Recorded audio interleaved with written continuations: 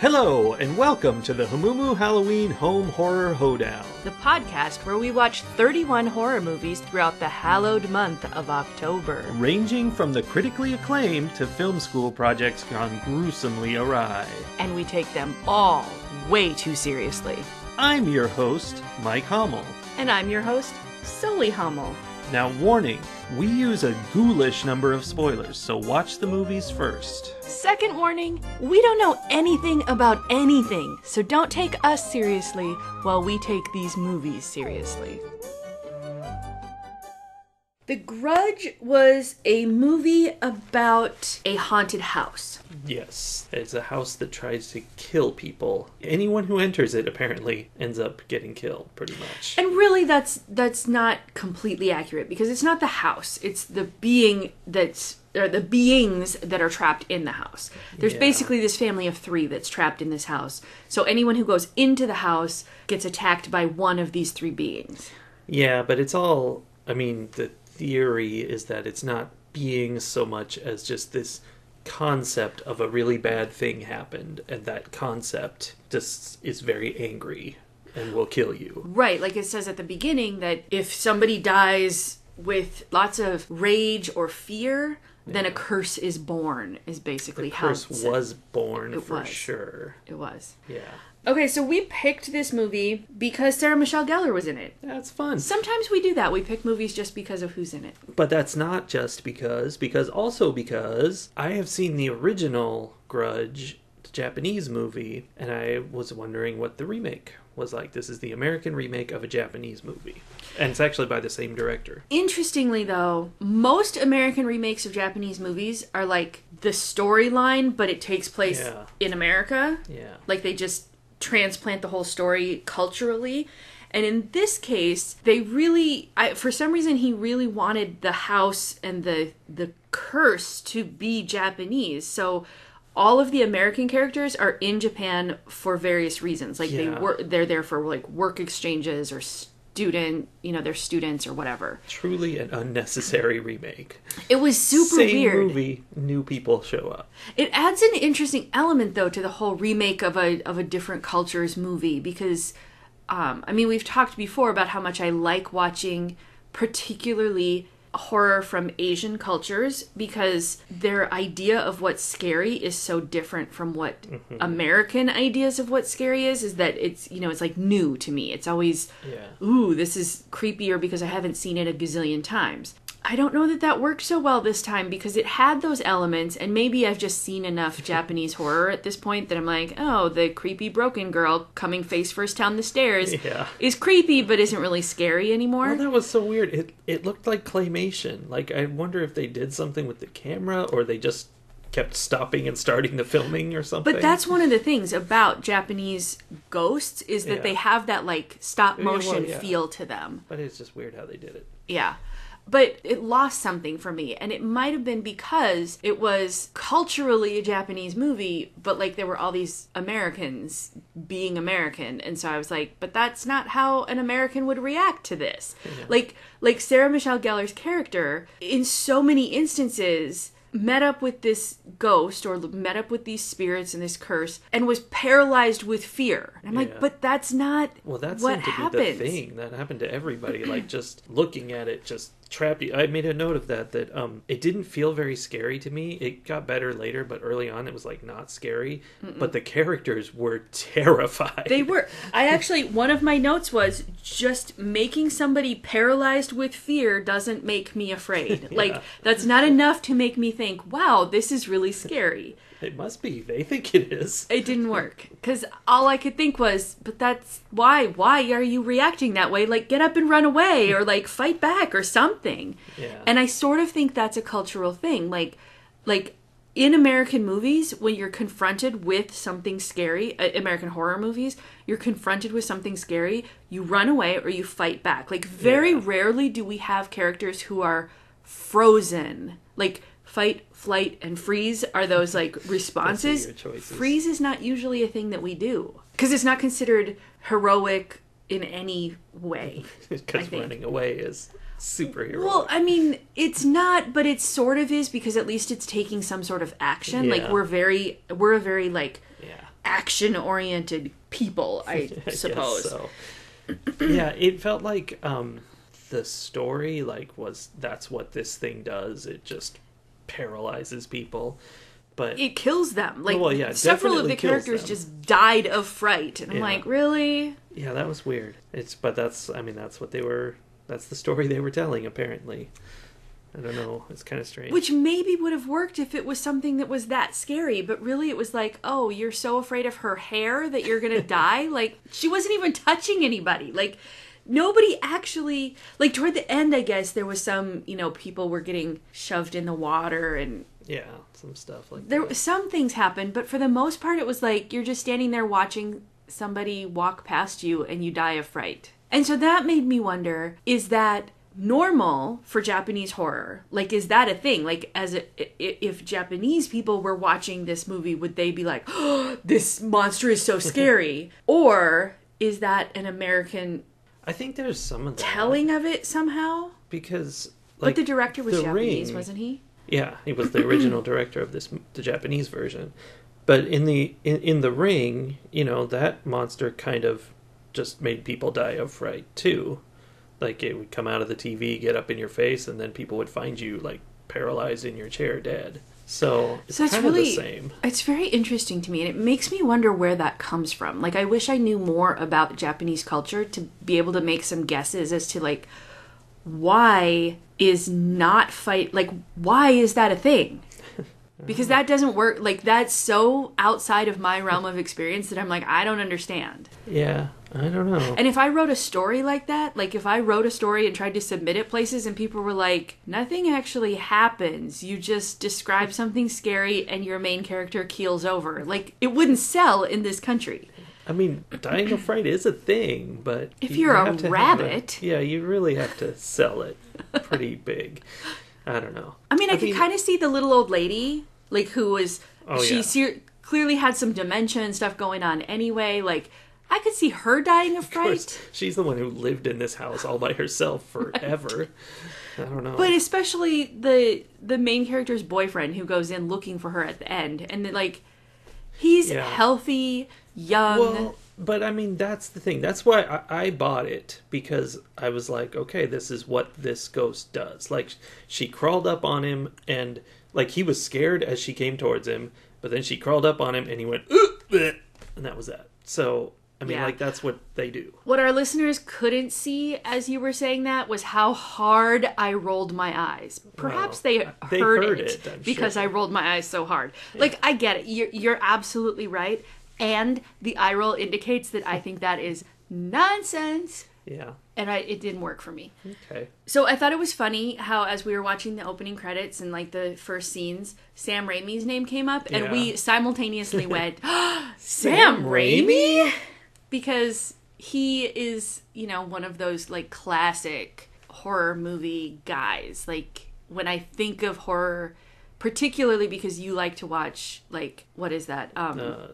Anything with Bruce Campbell. Right, Bruce Campbell stuff. Yeah, like, his name has come up enough that, like, he is synonymous with horror to me. Yeah, but that's like gory, crazy horror. Campy, cheesy horror. This was the opposite of. Yeah, yeah. But I mean, he was just a producer or something. So yeah. I was also surprised to see Bill Pullman in it, who, for some reason, like, it's funny, I don't know why, but he is one of my favorite actors. Like, he must have been in, he was in While You Were Sleeping. Yeah, that's why. That was the sound of me rolling my eyes. Yeah, yeah. But Bill Pullman, it was interesting. Although, again, it was like having all these American actors playing Americans acting in sort of Japanese ways was... Yeah. It threw me off. Like, well, directed by a Japanese director. Right, and that must have been what it was. When he died by suicide. In American films, when someone goes over the edge of a balcony in an attempt to die, they jump, they leap, right? It's like they're trying not to bump into the edge of the building, like you're cliff diving or something, right? Yeah. And in this case, he didn't do that. He just sort of like folded himself over the railing and just like slithered over. Yeah. And that was probably one of the more unsettling things in the movie to me. I mean, I don't know, where that comes from, but it matched the tone to me. Yeah. Like, this whole thing was all about kind of dreary and Lots of gravity. no hope. There was nothing you could do. It was just sort of... bleh. Lots of gravity, physically and... Yes. literally and figuratively. Gravity everywhere. Yeah, it was definitely like that. Very, like, the filmography of it and everything, it was very gray. Yeah, the thing is, it looks like a movie from the 70s or 80s. It was weird to me. Like, I was like, this is weird. Like, the film stock, the colors of everything. It was just like, this She is was so wearing, strange. like, all, like, Oh, yeah. long coats with fur fringes turtlenecks and stuff. Yeah. But you know what? That was one of the pieces where I was like, oh, this is just Sarah Michelle Gellar playing Sarah Michelle Gellar, which I think is sort of what she does, because it felt like Buffy. Like, there were several times where she'd, like, walk into a scene and I'm like, is she wearing her Buffy wardrobe, or did she just wear her own personal wardrobe for Buffy and this? Like, it was very similar, because I feel like I've seen Sarah Michelle Gellar in turtleneck sweaters a lot. Yeah. Like, cable knit turtleneck sweaters are sort of her thing. Sure. Yeah, no, I felt like this was Buffy in Japan experiencing this curse thing. Yeah. Which it wasn't, because she would have handled it so much better. Right? She would not have been paralyzed. No. But there were so many times when, like, it was like this close-up on Sarah's face with all of her emotion, and I'm like, oh, that's the exact same face she made when Joyce died, or that's the exact same face she made when she had to stab Angel. Like, limited range, perhaps? She's sad. Same emotion.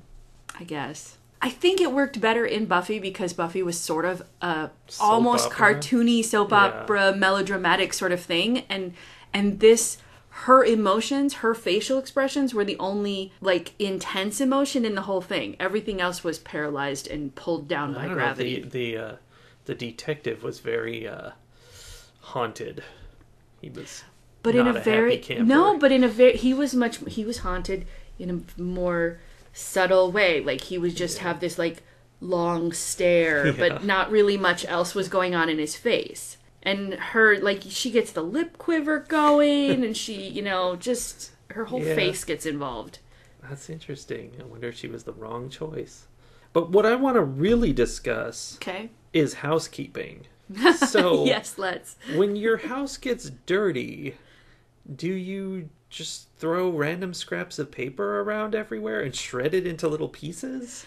So we talked a bit about this while we were watching the movie, right? I was like, this is the weirdest. I even have a note where I'm like, it's a very strange choice to just toss crumpled newspapers around to indicate that the house is dirty, right? I've changed my mind as we watched because it became very clear that this was like something the spirits were doing. Like, this was part of the curse of the house, apparently. The curse of messiness. Yeah, like, it was a clean house. There was no dust. Like, it was clean, it was organized, everything was put away, but then somebody had gone through and just thrown scraps of paper in all the corners. Yeah, that would have been interesting if those were scraps of paper with, like, kitty cat pictures on them or something, Sure. Although a lot of it was, like, juice boxes and stuff, so maybe it was that little kid ghost, like, throwing his trash around. And speaking of little kid ghost and not ghost, this whole movie's structure was very non-linear, which I liked. Mm-hmm.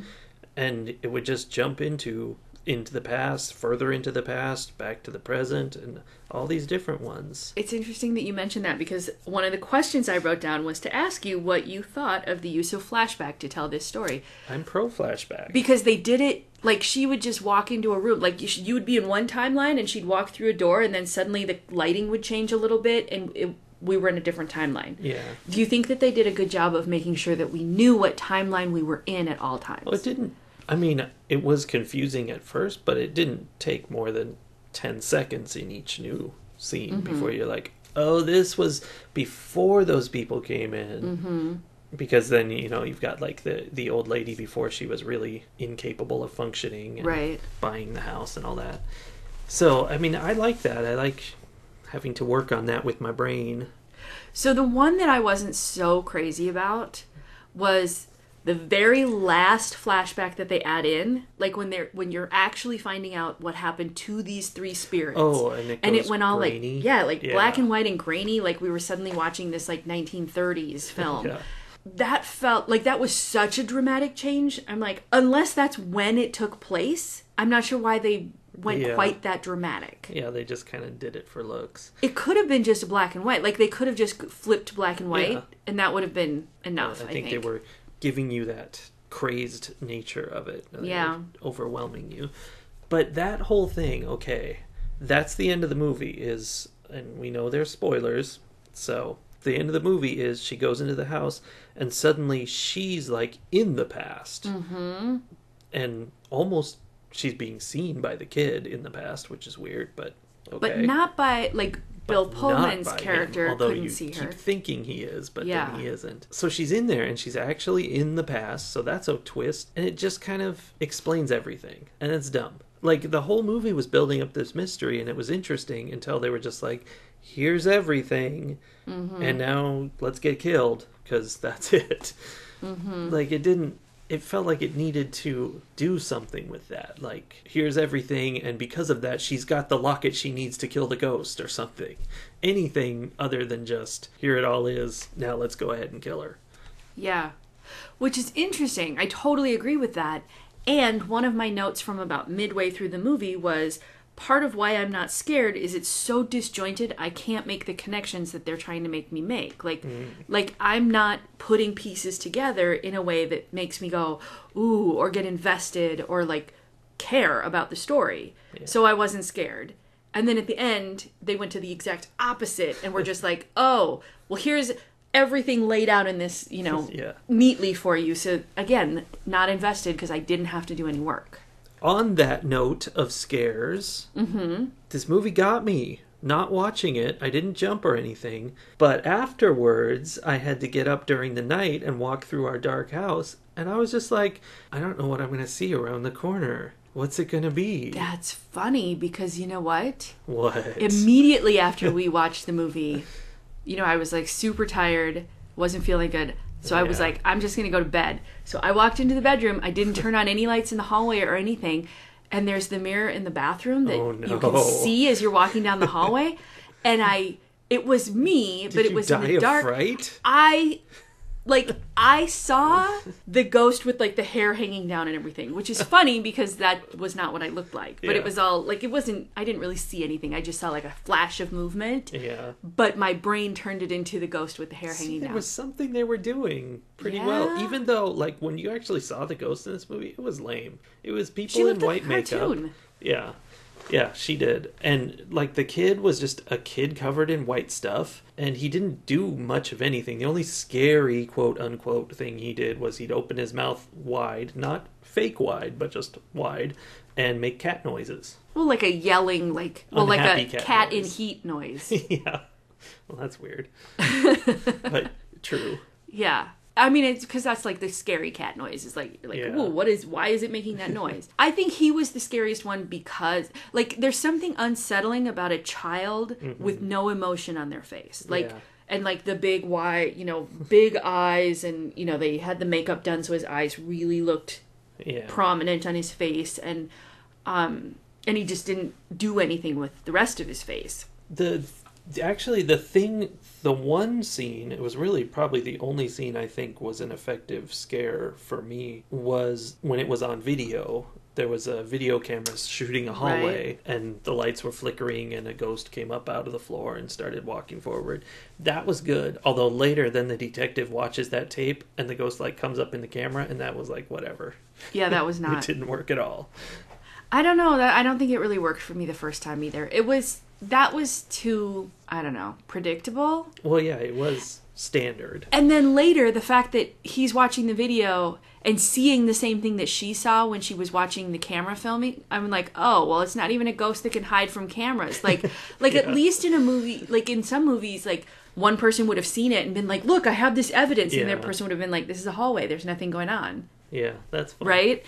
But that didn't happen.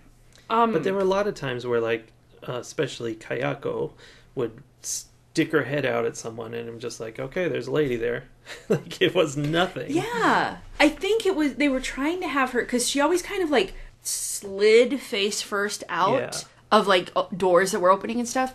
And I think that was supposed to be to reenact when the Bill Pullman character found her body and like opened that door to the attic or whatever, and she like fell out face first. I think it was always kind of imitating that, but yeah, not really in a scary way. I don't know. Yeah, she just was there. It was creepier when she was coming down the stairs and like crawling out of the bag and coming down the stairs. Yeah. That was a little scarier. I was surprised early on how many bodies this house, like the house body count was really high. Sure was. And nobody seemed to care. I know. Every time somebody would die, somebody, you know, oh, Yoko died, so we have to send in this sub to fill in for her. Like.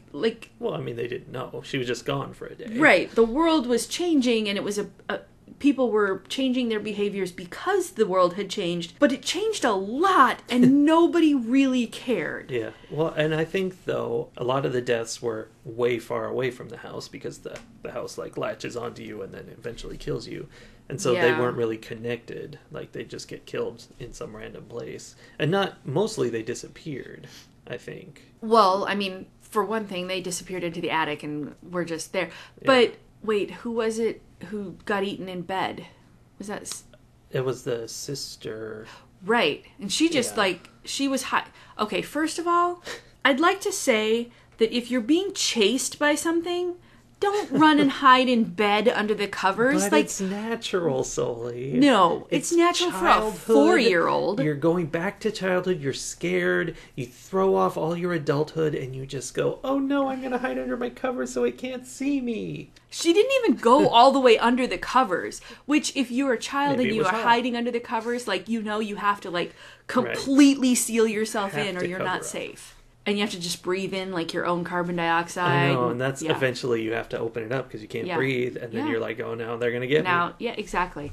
Anyway, she didn't even hide properly under the covers, so the ghost found her. She's an adult. She doesn't know how. She just disappeared. Like there was a lump under the blankets, and then suddenly there wasn't. Yeah. So, I mean, the ghosts were just taking people away. Yeah.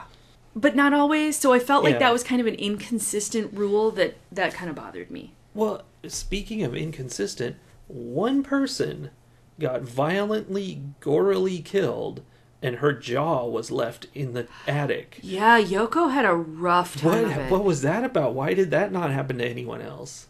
That was weird. That just was what it was. Again, inconsistency. And I sort of feel like the horror of this movie sort of feels like somebody was just throwing spaghetti at the wall to see, like, maybe if I do this here, it'll be scary for somebody. Sure. If we do something else, it'll be scary somewhere else. And the only last thing that I have here is that it was better than I expected it to be with the whole Americans abroad thing because, you know, we kind of tend to go into other cultures and then stomp around like elephants. And it didn't have a whole lot of that. Like, it felt like they really were, like, trying to assimilate and, like, be a part of the culture that they were entering into. There was one scene where I was like, ugh, gross. Americans are terrible. Was when the Sarah Michelle Gellar character and her boyfriend were walking to school or something, and they stopped by a cemetery. Oh, yeah. To, like, gawk at this funeral or, like, this... It wasn't necessarily a funeral, but like they were you know doing some incense and there was some sort of ritual happening by a gravestone, and she's like loudly describing it and explaining it to her boyfriend, and they're like 10 feet away from the people doing it. I'm like, shut up. Yeah. Like, at least whisper if you're going to gossip about this ritual happening in front of you.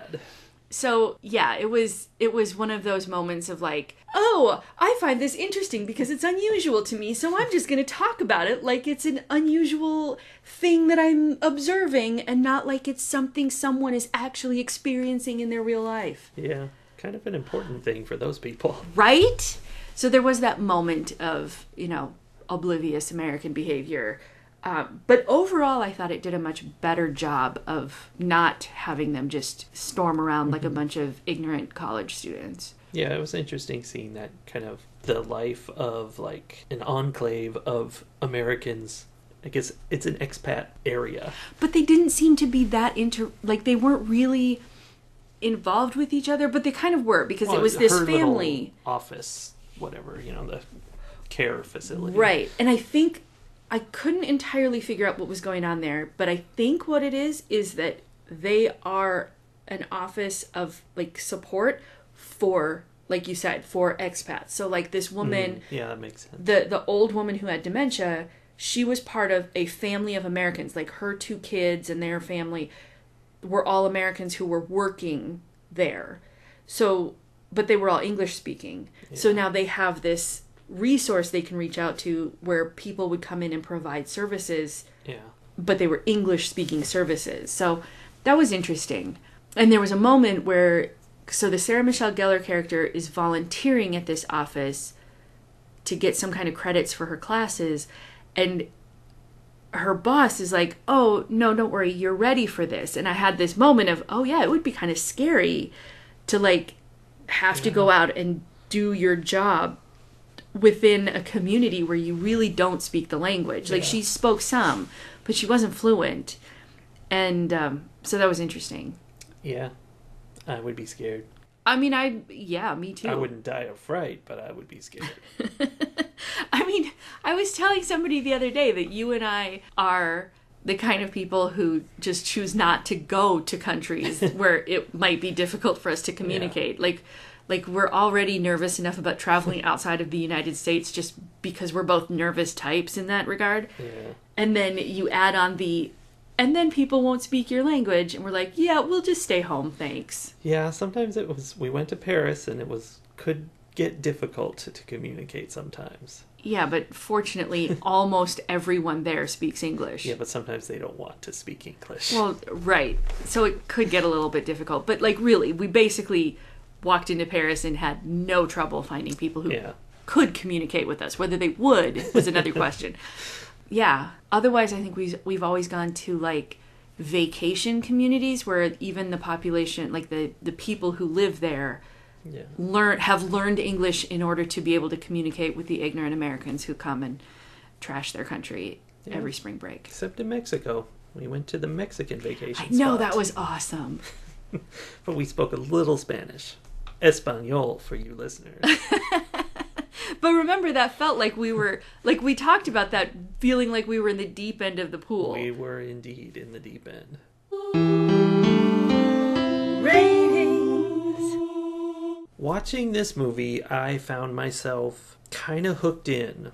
Like it was building up the mystery, like giving you more information with all the flashbacks, and I was interested in where it was going, and I was like, you know how movies can kind of suck you in. It sucked me in pretty well. But as we were discussing, the scares were just nothing, mostly. Like, really kind of dumb. And in the end, the story, like where it went, like it was fine. I have no problem with the core of the story, that this bad situation happened with this family and it made evil happen and anyone who goes in gets killed. Lovely. That's delightful. But the way it actually wrapped up with just explaining it all, and then, a little classic horror twist of we thought it was dead and it's not. Oh my gosh, when they said, but we managed to save the house, I'm like, oh. That was kind of fun, actually. That was funny. But all that was just kind of meh. Like, I wasn't too excited about that. But movie kept me interested, kept me going, so I'm going to rate this 3.5 crumpled newspapers out of 5. Interesting. So that's a half a crumpled newspaper more than you rated Scary Stories to Tell in the Dark. Interesting. I feel like I'm going in the other direction. Uh-oh. Because this, it was a hybrid that sort of lost the best parts of both styles of movie for me. And so then all I was left with was kind of the weak half of Japanese horror and American horror. And so it didn't really, I didn't really feel scared at any point. I was more annoyed. Even if they managed to make me jump, it was more of like an annoyance afterwards. I wasn't like, ooh, that startled me. I was like, ugh, gross, stop that. And so, yeah, there was a lot. I feel myself like remembering a lot of things that irritated me about it and not so much that was interesting. So that makes me feel like I didn't like it very much. Yeah, and story-wise, it just felt sort of weak. Like there wasn't anything new or unique about the story. It was very predictable. It was exactly what I would have written had I been told to write this story. Yeah. So I guess I am going to give 2.5 crumpled newspapers out of 5. That's a pretty big spread for us. It is, especially when we seem to sort of have similar reactions to it, but I feel like we just sort of feel differently about those reactions. Well, let's see how we feel about our next film.